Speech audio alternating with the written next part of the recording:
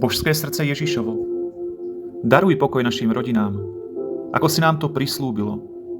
Ó, najsvätejšie a najvernejšie srdce Ježišovo. Božské srdce Ježišovo, buď nám pomocou v práci, potechou v utrpení, ako si nám to prislúbilo. Ó, najsvätejšie a najvernejšie srdce Ježišovo. Božské srdce Ježišovo, buď nám istým útočišťom v živote, zvlášť v hodine smrti, ako si nám to prislúbilo. Ó, najsvätejšie a najvernejšie srdce Ježišovo. Božské srdce Ježišovo, vlej svoje prebohaté požehnanie na naše podujatia, ako si nám to prislúbilo. Ó, najsvätejšie a najvernejšie srdce Ježišovo. Božské srdce Ježišovo, buď morom milosrdenstva pre hriešnikov, ako si nám to prislúbilo. Ó, najsvätejšie a najvernejšie srdce Ježišovo. Božské srdce Ježišovo, prebuď vlažné duše k novej horlivosti, ako si nám to prislúbilo. Ó, najsvätejšie a najvernejšie srdce Ježišovo.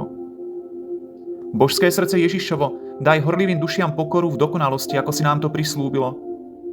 Ó, najsvätejšie a najvernejšie srdce Ježišovo.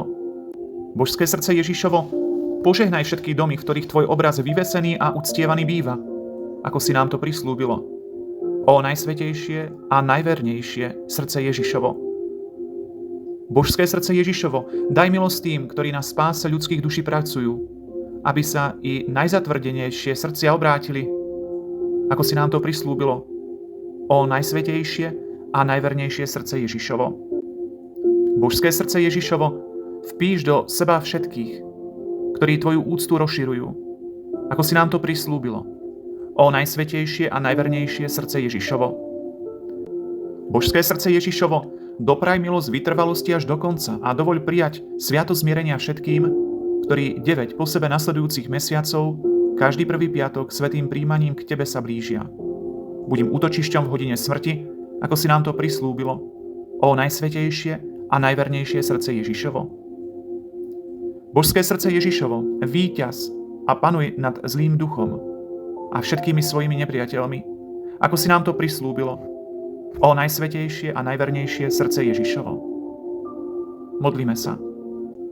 Pane Ježišu Kriste, rozpomeň sa na prislúbenia, ktoré si nám daroval nekonečným milosrdenstvom svojho Syna, skrze svätú Máriu Margitu. Buď nám ochranou života, pomocou v slabostiach, učinením našich hriechov, náhradou našich nedostatkov a zvlášť istým útočišťom v hodine smrti. Amen.